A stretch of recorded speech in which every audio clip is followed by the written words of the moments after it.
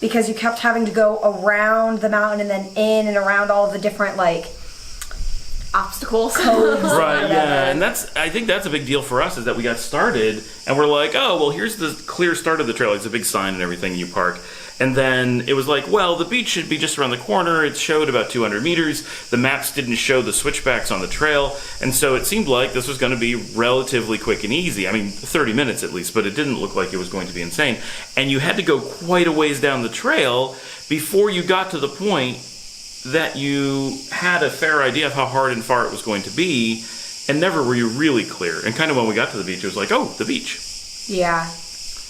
That made it rougher, because you couldn't make a good decision. Had we known how far it was a few minutes into the trail, we would have said, oh, this is going to be really, really hard and it's worth figuring out something else. But because we had to commit so far down the trail, and then we were committed to that, and then you do the next part of the trail and you're like, well, I guess, and each part you're just not sure if that's the end, if it's going to get easier, if it levels out, and it doesn't. It actually gets harder. I think the easy parts are the top. Yeah, and some like parts, it was like you had different paths. So it was like, are we going to take the right path, or is this the right path? Sometimes you had to just decide for yourself. Yeah, because the markers would be like on the other side of this big like fork kind of thing, and you could see where it wanted you to end up, but you couldn't tell which way it wanted you to go. So you just kind of had to decide for yourself, which also could be challenging at some points.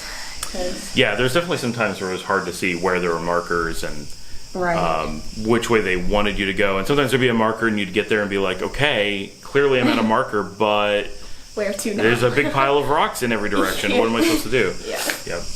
And a lot of times it was go climb back up. Yeah. And so it's like, I guess that's the trail, and not the trail back, but the trail forward. And I guess I can see why going down would be hard. But so there's a lot of up, and that was actually part of the trick, is that had it gone straight down to the beach, within reason, it would have been a lot shorter, but there were so many like go back up 20 feet and then back down 20 feet that just kept adding distance over and over again. So that was a long walk.